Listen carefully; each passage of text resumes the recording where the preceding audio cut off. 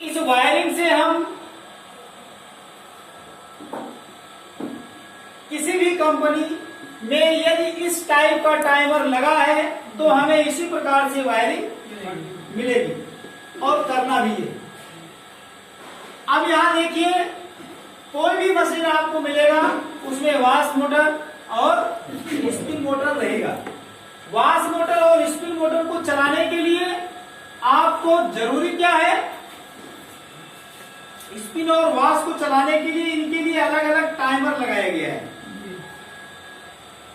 Spin motor को चलाने के लिए स्पिन टाइमर, वाश मोटर को चलाने के लिए वाश टाइमर। वाश टाइमर में यहां आप देख रहे हैं कुछ अधिक फंक्शन आज दर्शाया गया है।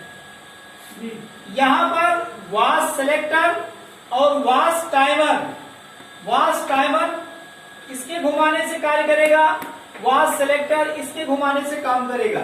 माने ये दोनों फंक्शन एक कैबिनेट के अंदर बंद होते हैं और जब कभी ये खराब होता है तो ये पूरा एक साथ हमें बाजार से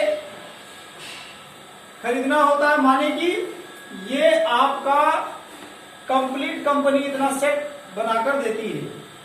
ये नहीं है कि इसमें सेलेक्टर, वाश सेलेक्टर खराब हो गया तो ये अलग से बदला जाएगा, वाश टाइमर खराब हो गया तो ये अलग से बदला जाएगा, या इसका मोटर खराब हो गया तो ये अलग से बदला जाएगा, ऐसा कुछ। इसमें से 3 फंक्शन आप देख रहे हैं ना, मोटर है, वाश टाइमर है, वाश सेलेक्टर है। इन तीनों भाग में से किसी में खराबी आने पर क्या होगा, ये कंप्लीट चेंज किया जाएगा। इसमें ये नहीं कि इसको निकाल कर हमने बदल दिया। ठीक है, अगर हमारे पास कोई पुराना पड़ा है, हमारे पास समय है, तो हम ऐसा नहीं है कि नहीं कर सकते, लेकिन प्रायः इसे बदल दिया जाता है। इसमें किसी कमी के आने से हम इसे नया लगाते हैं। तो आप देख रहे हैं कि यहाँ पर ये आपका मेन लीड का एक तार न्यूट्रल मानकर देखिए सीधे ये टाइमर जो बनाया गया है, इस टाइमर की एक सबसे बड़ी विशेषता है कि ये टाइमर आपका तब तक नहीं कार्य करेगा जब तक इसका मोटर नहीं चलेगा। टाइमर मोटर है? जी हाँ, टाइमर के अंदर यहाँ एक मोटर लगाया गया है। ये मोटर जब चलेगा, तो जब ये मोटर चलेगा तो उस समय आपका जो भी सेलेक्ट होगा, तो वाश टाइमर जितने समय के लिए आप सेलेक्ट करेंगे उतने देर के लिए आपका ये मोटर ऑन रहेगा। माने कि एक बार क्लॉकवाइज और एक बार एंटी क्लॉक चलेगा।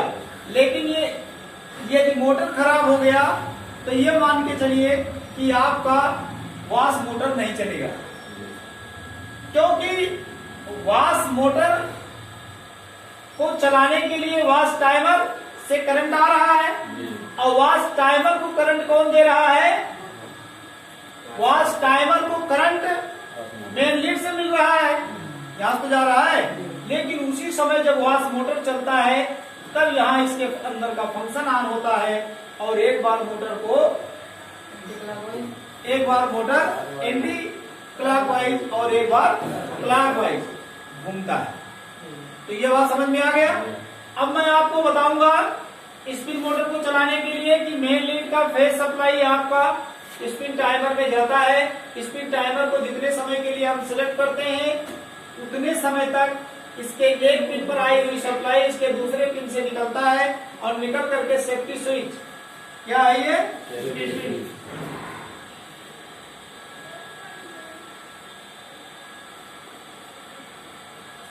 ये आपका सेफ्टी स्विच है। सेफ्टी स्विच का कार्य क्या है, जब हम गेट को खोलते हैं व बंद करते हैं तो ये स्विच ऑन होती है, और इसके ऑन होते ही एक सप्लाई इसकी फेज सप्लाई स्विच से निकलकर मोटर के रनिंग कॉइल को जाता है, जहां से कंडेंसर लगा करके मोटर के स्टार्ट कॉइल को सप्लाई दिया जाता है, तो स्पिन मोटर कार्य करने लगता है। ये समझ में आ गया होगा। ये फंक्शन हमारा अभी तक जितने प्रकार की हमने वॉशिंग मशीन को पढ़ा है, क्या इसमें कोई परिवर्तन मिला है आपको? नहीं। तो ये लगभग सब में एक जैसे होता है। वाश टाइमर अलग अलग टाइप का आता है, तो इसे हम कई बार में अब तक पढ़ चुके हैं। और इसके बाद एक दो टाइमर और आते हैं, हम उसका भी अध्ययन करेंगे। अब इस टाइमर के अंदर के फंक्शन को अगर आप चाहते हैं तो समझा दिया जाए, बता दिया जाए। देखिए ये फंक्शन कैसे करता है। ये फेज सप्लाई आपकी यहां से निकल करके मोटर में जा रहा है ना, सॉरी टाइमर में, और न्यूट्रल आपके मोटर में डायरेक्ट जा रहा है, और फेज सप्लाई भी डायरेक्ट जा रही है, जा रहा है ना, बिना किसी स्विच के ऑन करने पर ये डायरेक्ट यहाँ पहुंच रहा है, मोटर हमारा चलने लगता है। और जब मोटर हमारा चलने लगता है तो उस समय वाश सिलेक्टर किसी एक समय में